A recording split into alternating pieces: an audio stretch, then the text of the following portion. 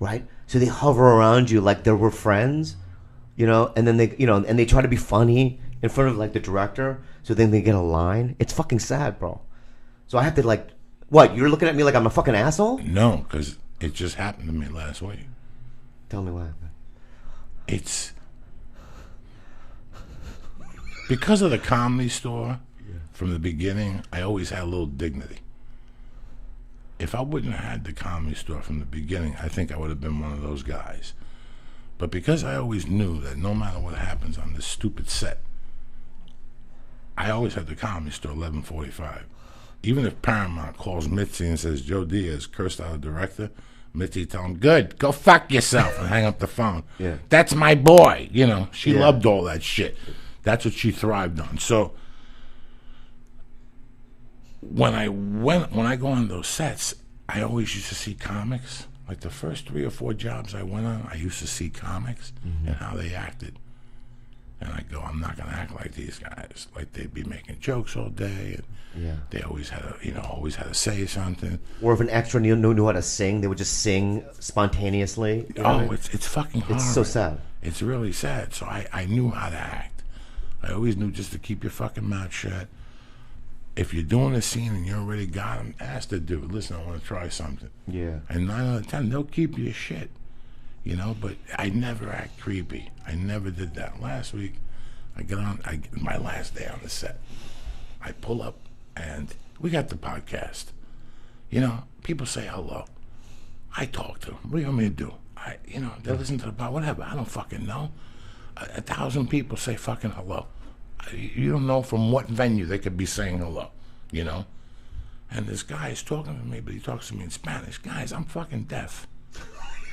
I'm fucking deaf. It's 7 in the morning, and you want to talk to me in fucking Spanish from a far distance, like from 10 feet away. I don't know what the fucking guy's saying. I'm just smiling. You know me, I just smile and shake my head like I know what the fuck you're talking about, just to be like polite.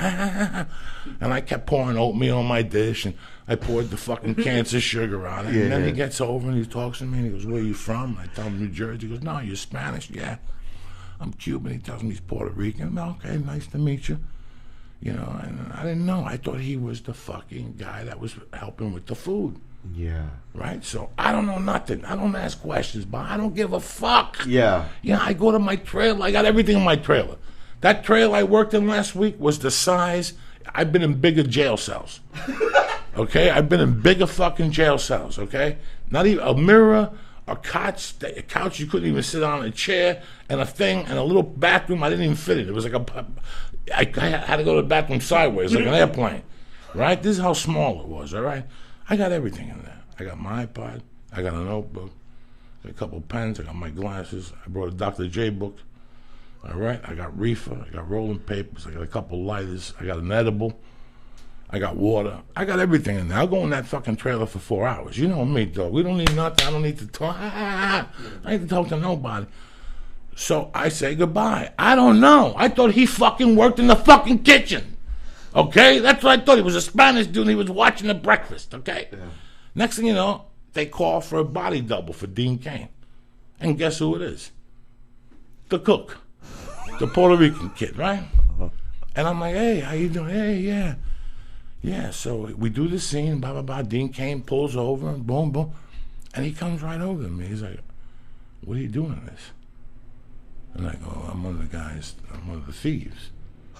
And he goes, they've done like 6 of them. Have you done all of them? Yeah. And he goes, have they all been big roles? And I'm like, whatever, you know. Yeah, you know. And who's the producer? And you know me, I don't know nothing. Yeah. I don't know.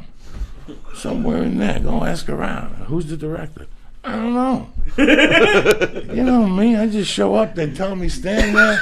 I do what I do. You know who the director is? I know who he is, but he don't need to know. What's with the questions? Yeah. It's 7:45 in the morning. Yeah. I don't need the fucking questions. Yeah. I mean, it's just fucking terrible.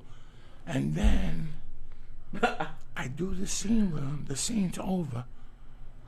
We move on to the next scene. Now he's out of costume, lurking with a bag, and I can see they got his headshots in there and shit, right? I'm watching all this. This is what I do. I'm a professional. Just in case he had $500,000 in there. from the old days. I don't know. I just picked up a bad habit. So now he was sitting there in between scenes. They just blocked. And we're sitting there waiting for them to put the cameras in the room. And he walks over to the circle, to the fucking directors and the producers. Before, I didn't know where they were going to sit. It was a chair. It was cold out. I had a hooded sweatshirt on. I sat in the last fucking chair and put my hooded sweatshirt on. Then they started sitting next to me, talking about the next scene. Yeah. So fucking Pablo here jumps in the circle. That's what. That's it. That's what I'm saying. But here's where it gets ugly, guys. You ready for what he does? No. He starts talking to me in Spanish in front of 5 white people, which is just very rude. Yeah. And he keeps doing it. And I'm like, hey, man, yeah. I'm talking to him in English, trying to change the conversation. He's asking me in Spanish, who's the guy here I got to talk to get put on this movie? And I'm sitting there. Guys, you have no fucking... You fucked up. Me? You fucked up. Me? Yeah. Why me? You should have talked to me in the first place. Guy, come on. No, you gotta say hello no. You gotta say hello to everybody. No, you don't. Guy, what are you look going at to do? He's talking. No. Some little Chinese guy comes up to you on a movie set. I go, who are you? He's by the fucking food. I'm going to tell you how it goes. Okay, drop it on me. Hey, how you doing, Bobby? I'm Jing Jing. Oh, hey, Jing Jing, what do you do? Extra. I walk away. I couldn't hear this fucking guy. He was telling me hey, shit. Ching Ching, don't talk to me ever again. That's why you move on. No, Lee. No. You Bobby, fucked Lee, up. You gotta be nice to people. You gotta say hello and good Not morning. in that situation, you fuck. No, I'm on a movie set. You gotta be nice to everybody. How about this? Hi, I'm Ching Ching. What do you do? I'm director. Hi, Ching Ching. Ching Ching's the director. I want to say hello. What you did fucked up. I didn't fuck up, Bobby Lee. Well, then tell me what happens then. So now you're in a situation where this guy could fucking sabotage your shit. No, you know me better than that, dog. Tell me what happened. I'll throw him over the fucking balcony Yeah. before he does something like that. So he keeps asking me, and I excuse myself, and I take him over, and I go, first off, look at those people. You see anybody there in Spanish? No. Well, then why the fuck you talking Spanish for? You're saying this out loud in front of the people. No. You know me. I'm a professional. Oh, you do it still silent. And I go, number 2. Yeah, he goes, you know what his answer was? What? Well, in Miami, everybody talks Spanish. This ain't fucking Miami. These are white people. Don't take a fucking vibrator. They're fucking retarded. You fucked up. No, I didn't fuck up. I told you have to listen. No, you don't. You don't, really. When I get on a set and there's extras there and a couple, I say hello to them because, A, I was very fortunate.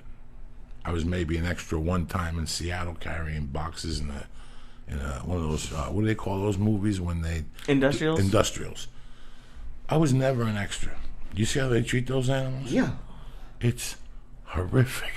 But they chose to be in that situation. It's not like I understand, but maybe they don't know what they're getting themselves into, and they're not like you and I who go, wait a second, but I gotta go. You can understand both sides. Like, Bobby might have been nice at one point, but then something like this happens, and then now Joey, I know you're not going to, but it would be okay for you to be like, fuck it, I can't talk to anyone anymore, because then they come over. I'm going to tell you a thing, okay? I was on The League recently, right? And my friend Deanna was an extra because she needs extra money, right?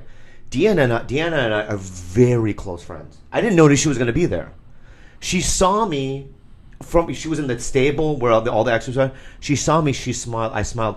She didn't talk to me once. I'm very good friends with her, right? Because she instinctually knows, right? You have to instinctually know where you're at. And if you don't, I'm sorry for yelling to you, right? But if you don't know, then get to know it. You have to know. You have to know. You have to know when to speak and when to just sit there and nod like a fucking for me, moment. Yeah, for me, it's like when a director's talking, I don't shut the fuck up and listen. Hey, we need you to do this. Can I tell you what happened once? Yes. I was on The Dictator, the movie with Sasha. My first scene I was so nervous. I was with Ed Norton, where we're coming out of a bathroom.